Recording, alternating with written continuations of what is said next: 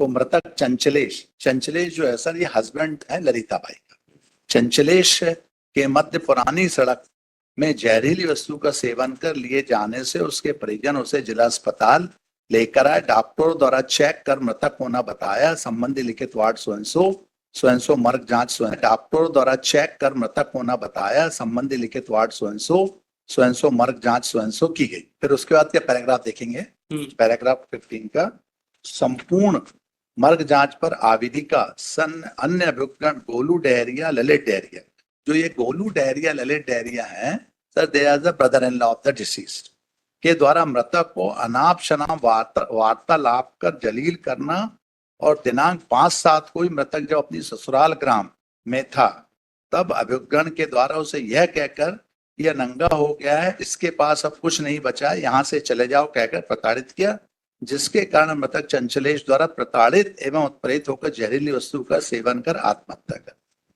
Sir ये इसमें इसका ये है, our submission is that lordship there is the ingredients of the offense under section 107, the IPC has not been established. Even let's say that the suicidal note has to be taken into consideration. So offense under section 108 of the BNS is not made out against all the appellants and they are in jail. Investigation has already been completed and lordship, because statement of the witness have been recorded and its investigation, and I am citing this judgment of page, kindly see page paragraph 18. In this case also, the Honorable Court has quashed the proceedings, lordship, in the suicidal. और सभी case हमने Honorable Supreme Courts and Honorable High Court, lordship, they have discussed. चलिए बताइए। Lordship date of incident है इसमें 6/7/2024। Lordship इसमें मैं इसके डीडी पढ़ दूंगी लॉर्डशिप।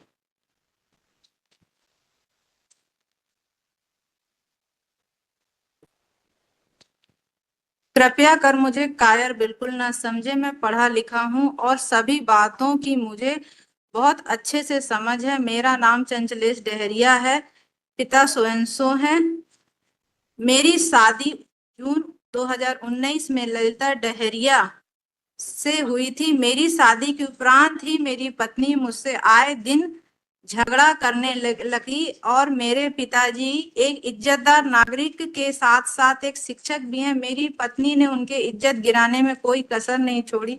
मेरी शादी को लगभग 5 साल होने को है, लेकिन मेरी पत्नी ने 60 महीनों में से कभी 10 महीने मेरे घर पर नहीं रही। आए दिन झगड़ा शादी के पूर्व लॉर्डशिप ये पटनी नहीं है, दुकान चलाता हूँ जिससे मुझे 200 से 300 रुपए दिन की आय हो जाती है। तो मेरी पत्नी मेरे माँ बाप को आए दिन एक ही ताना मारती थी, मेरे घर में इतने रुपए लोग दारू पी जाते हैं। चूंकि ललिता का भाई गोलू डहरिया मेरा पूर्व से ही रिश्तेदार है और उसकी वजह से मेरी उसके भाई ललित से दोस्ती बनी। मेरे घर में 2 ट्रैक्टर वाहन थे जिसकी किस्त हेतु मैंने ललित से 40,000 रुपए मांगे थे, क्योंकि ललित अनाज का व्यापारी है और उसकी आय अच्छी खासी। इसके बाद ललित ने मुझसे उसकी बहन की शादी का प्रस्ताव रखा, तो मैंने अपने परिवार को बताया कि गोलू फूफा जी की बहन गोलू और ललित मेरे लिए बोल रहे हैं और घर वालों ने पुरानी रिश्तेदारी के हिसाब से मेरी शादी कर दी एवं मैं अपना 200-300 का काम छोड़कर गांव एवं रिश्तेदारों से अनाज खरीदकर ललित को देने लगा। मेरी पत्नी इन सब बातों को लेकर बहुत खुश थी एवं वह घर में अच्छे से रहने लगी, परंतु अनाज व्यापार का अनुभव एवं लोकप्रियता न होने के कारण मेरा कर 2020 में ही ललित के द्वारा पैसा न देने से 8 लाख रुपया हो गया, जिससे मैं और मेरा परिवार यहाँ वहां से पैसे मांगकर रिश्तेदारों को देना पड़ा। ललित से लाखों बार पैसे मांगे पर ललित पैसे नहीं देता।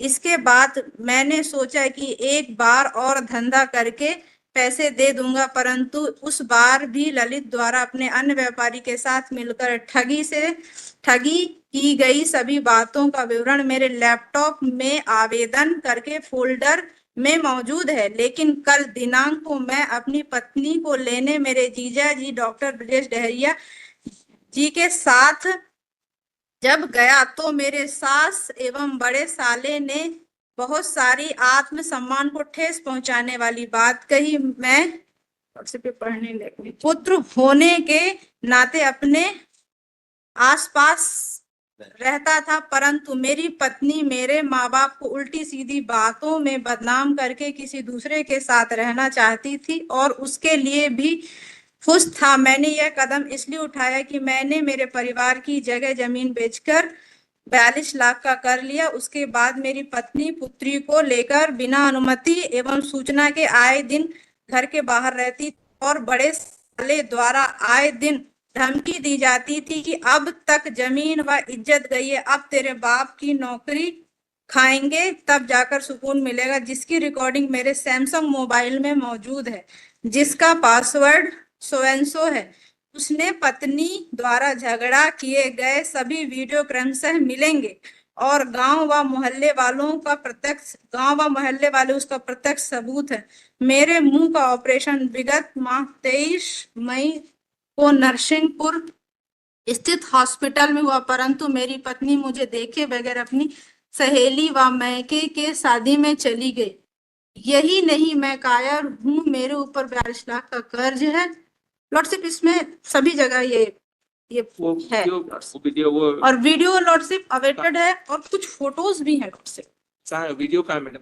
वीडियो लॉर्डशिप अवेटेड है लॉर्डशिप, अवेटेड मतलब अभी आई नहीं है लॉर्डशिप, उसकी ड्राफ्ट डायरी में आई होगी ना वीडियो वो? लॉर्डशिप की ड्राफ्ट गया हुआ नहीं, वीडियो तो होगा ना? नहीं लॉर्डशिप, मैं बताता हूँ।